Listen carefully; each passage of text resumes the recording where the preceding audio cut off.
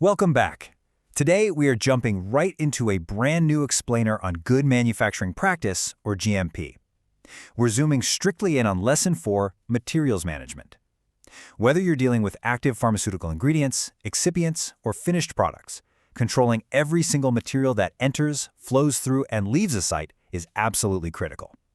We're going to explore exactly why that is and how you can ensure complete integrity at every single step of the process. Look, we're diving right into this because the stakes here, they literally couldn't be higher. Using the wrong material in the right batch is the most costly and, frankly, one of the most commonly cited errors in pharmaceutical manufacturing during audits. Just think about it. One incorrect ingredient or even just an expired lot of the correct ingredient can compromise an entire production run. We're talking millions of dollars down the drain and, more importantly, potentially endangering patients. There's just no room for error. To make sure a material mix-up never happens on your watch, we'll walk through the chronological life cycle of a material. We're going to cover categories and life cycle, receipt and quarantine, storage rules, the dispensing process, traceability, and managing rejects. We basically have to treat every material like a VIP navigating a high-security fortress. Okay, let's kick things off with Section 1, Categories and Life Cycle.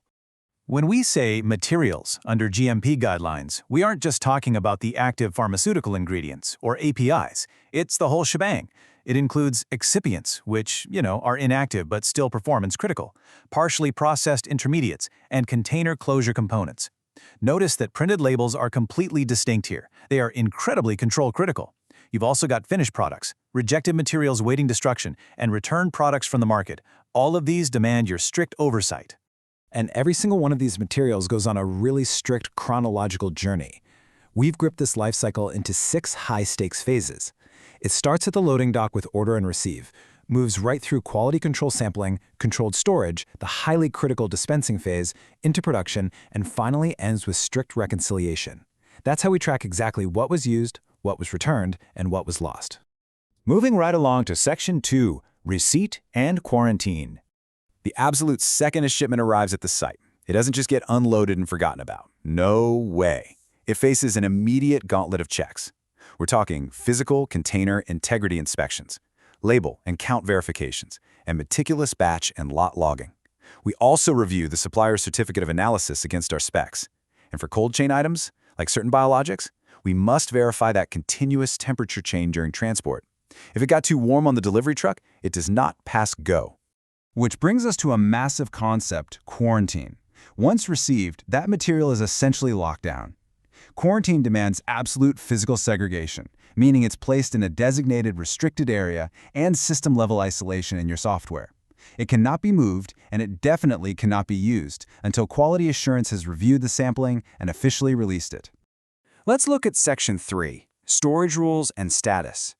Once a material is actually stored, the environments have to be meticulously mapped based on specific needs.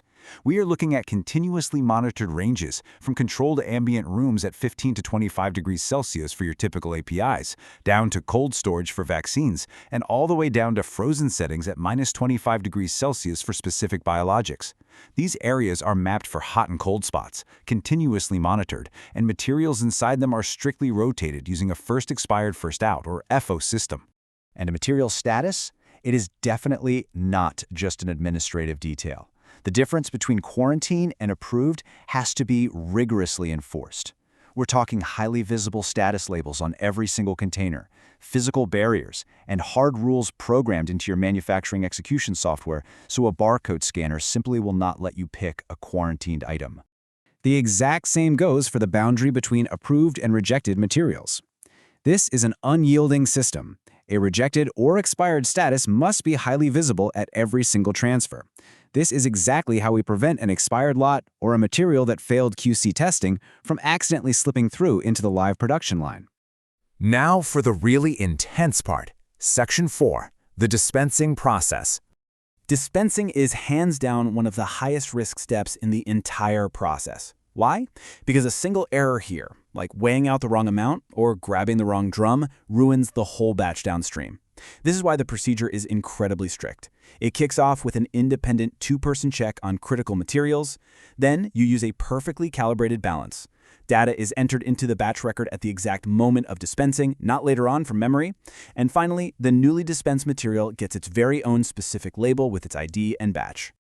To actually mitigate audit risks, modern facilities lean heavily on barcode scanning at the exact moment of dispense. It basically removes human error and prevents manual free-text data entry mistakes. Also, dispensing happens in dedicated clean rooms that undergo crazy thorough cleaning procedures between different materials so there's no cross-contamination. And at the end, strict reconciliation ensures the quantities used and returned perfectly balance against what was dispensed in the first place. Which leads us perfectly into Section 5, traceability. Think of material traceability as a two-way street. Upstream traceability answers, where did this come from? Proving we can track a material backward to its exact supplier, manufacturing lot, delivery date, and even the exact condition it arrived in. Downstream traceability answers, where did it go? Tracking it forward to every single final product batch it ever touched, including dispensing records and waste. In a solid GMP system, you need to be able to retrieve this entire picture in under 4 hours. Finally, we have Section 6, managing rejects. Look, rejected and returned materials are treated with the utmost caution. They are immediately physically segregated from approved stock and boldly labeled so there is zero confusion. Every action triggers a documented non-conformance record. Quality assurance has to formally approve any disposition decision, whether that's destruction, rework, or returning it to the supplier. If destruction is the call, it has to be officially witnessed and recorded. Plus, these reject rates feed directly into supplier scorecards, so we can catch trends and take corrective actions. All right, time for a quick knowledge check to lock all this in. Here's a quick self-test from the source material. Before a material ever touches the production line, which of these non-negotiable steps absolutely must occur? Take a second to think about what we just discussed regarding that transition out of quarantine. Got it? The answer is B. QA release is absolute and non-negotiable. Production cannot just approve a material because they're behind schedule, and we definitely don't just hold it for 30 days and cross our fingers. Sampling, testing, and official QA release are our ultimate safeguard against those catastrophic mix-ups we talked about earlier. If you take anything away from this explainer today, please remember these core pillars. First, every single material must always have a clearly defined and visible status. Second, quarantine and QA release are strictly non-negotiable. Third, storage environments are continuously monitored and rotated on a first expired, first out basis.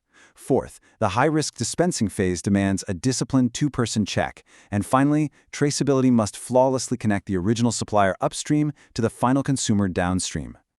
So, let this uncompromising standard guide every single interaction you have on the factory floor. When you truly grasp the sheer impact that one mislabeled container or one uncalibrated scale can have, materials management stops being just paperwork. It becomes the literal foundation of patient safety. So I'll leave you with this.